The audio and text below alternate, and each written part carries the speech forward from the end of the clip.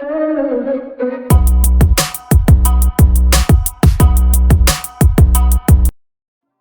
welcome everybody to the Daily Hack number 2. We're on to the second episode, which is good. The first one was a couple of days ago, and I actually do plan on doing these every single day, but I've had some other videos in between those ones too. Just sort of pad it out, and I wanted to leave a little bit of extra time to get to any questions that anyone wanted to ask. So yeah, we're kicking off again with some different cybersecurity news this time. So I thought I'm going to change it around a little bit and basically talk about some cybersecurity news first, and then get to CTFs and then any of those sort of hacking websites, and get around to answering those sort of questions at the end. I have set up a Spotify account for the podcast, so I'm doing audio over Spotify as well as Apple Music and the Google Play Music Store.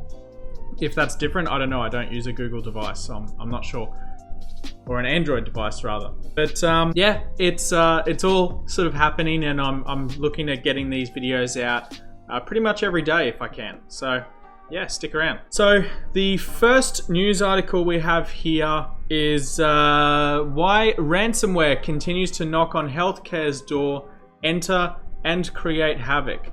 So this is from helpnetsecurity.com. Let's just go over the article. So it says, my name is Adam and I've worked in the healthcare industry for over 15 years. In my current line of work, I assist healthcare facilities across the US with their overall cybersecurity posture, ranging from physical and technical security controls to security incidents response in conjunction with disaster recovery and business continuity planning.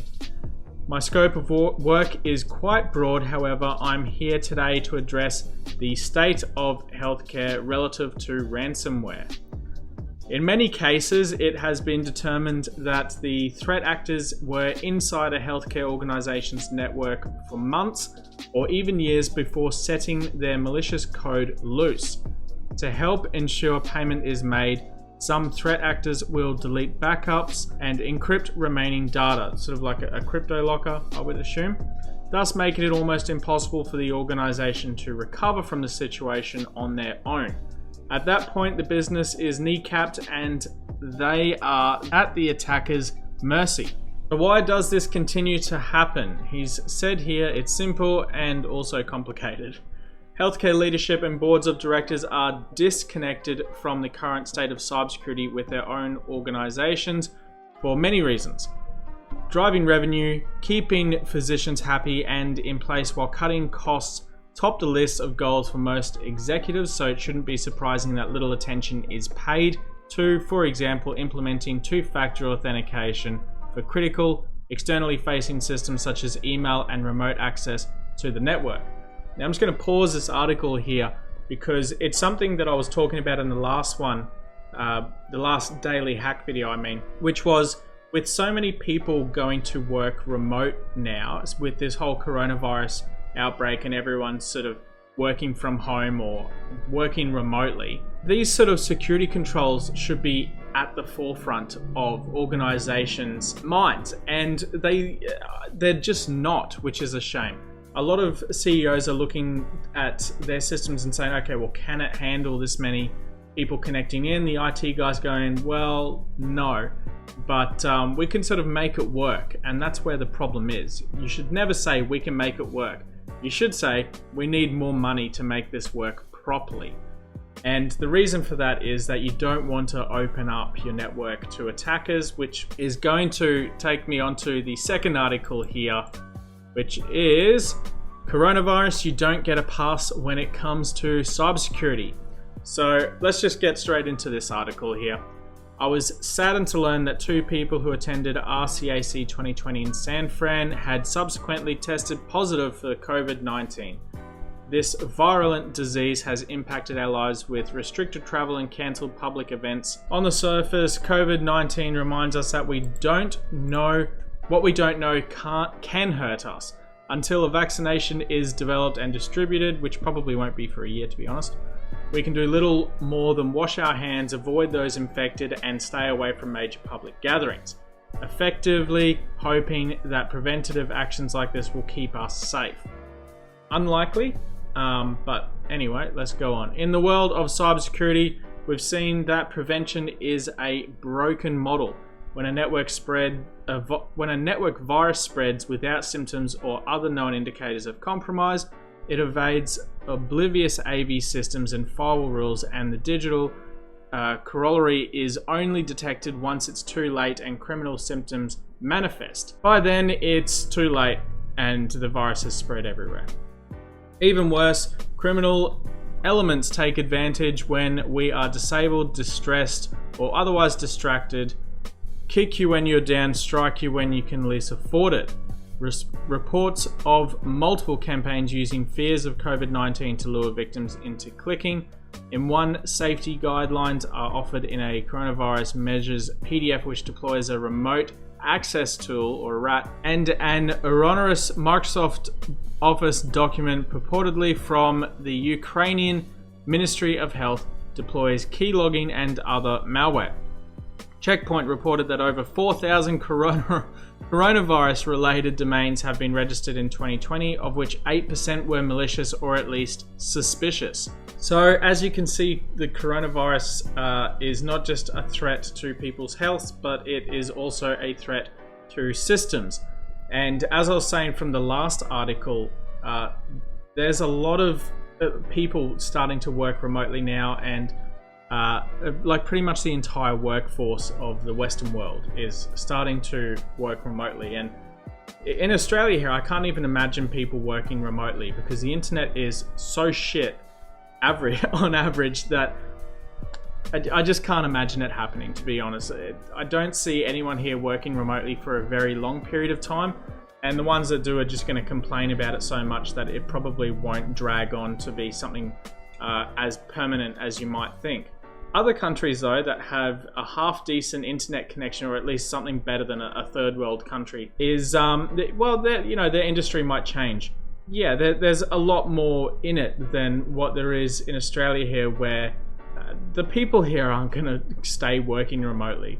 My point here is that the network here can't handle it to begin with. Business networks are going to struggle with the costs of licenses and staff managing and infrastructure and all that sort of stuff. And I think that's going to be pretty much the same sort of story everywhere in the world. I don't think it's just Australia that is going to suffer from a shitty internet connection. I think that sort of problem is going to be probably more than just Australia, but the other parts of the world are going to still have the struggles of licenses and infrastructure and support for that service. And yeah, it's a wild world at the moment, so I'm going to keep a close eye on where this sort of takes us. Anyway, let's get on to the third story here, which is US Democratic Party symbol changed to a rat in Google search, which is a little bit funny. Here we go. So that's what it looks like. The election symbol of the US Democratic Party has been changed to a rat within the Google search knowledge panel that shows when searching for the party's name instead of the usual donkey-themed one. While no one knows how this happened, the new rat-themed symbol displayed when searching for Democratic Party on Google is now automatically loaded from a post made by a now-banned user on a history forum in January. I wonder if it has anything to do with that it is the year of the rat, or if this is like maybe a Chinese attack, who knows. Kind of funny though. The rat election symbol is currently being shown for all search results that show the Democratic Party symbol. The Republican Party symbol remains unchanged for now, but does display the changed Democratic Party symbol in the bottom of their knowledge panel. That's pretty funny. Researchers from cybersecurity intelligence company Under the Breach, who first discovered this change, say it is unclear how this was done. I think it's fairly clear, they just changed it. Bleeping Computer has reached out to Google for comment, but had not heard back at the time of this publication. The article will be updated when a response is received. It's a developing story, so it's pretty funny actually, I think.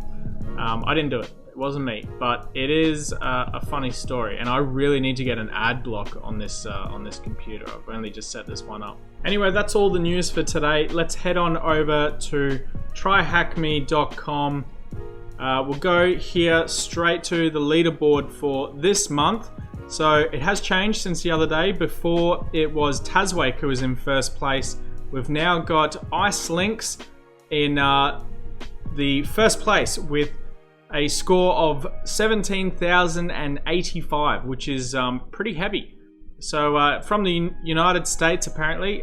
Congratulations, Icelinks, you're number one. Let's see how long you can hold that for. In second place, we've got Basher, who is from the Russian Federation, or Russia, with 14,395 points. In third place is Tazwake, who was previously first from the UK with 12,993 points. The all-time top 50 users are still pretty much the same.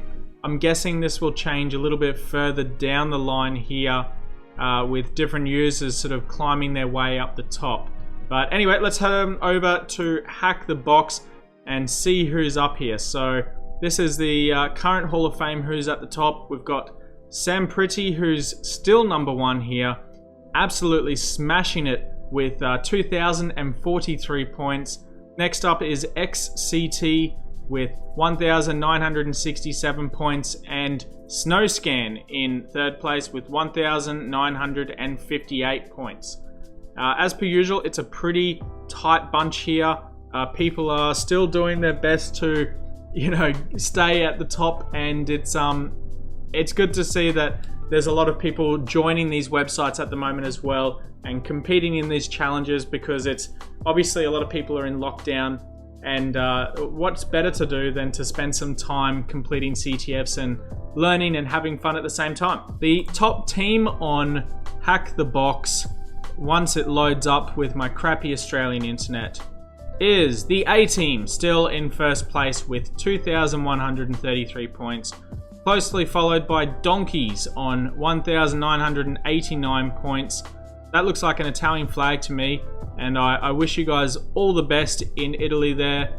Please stay safe. Number 3 on the list of teams on Hack the Box is the Alpha Poners, who I'm pretty sure were in second place last week, but I might be wrong, with a score of 1,968. There are currently no new rooms on TryHackMe or Hack the Box, but they do update fairly frequently, so maybe there'll be one tomorrow when I make a video tomorrow.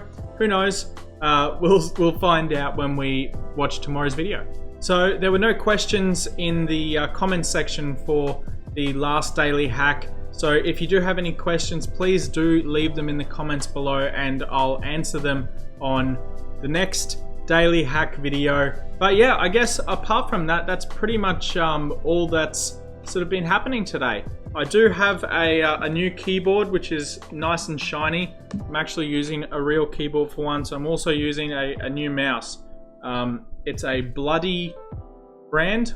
I don't know if that's good or not. I don't know, but it's better than the no mouse that I had before.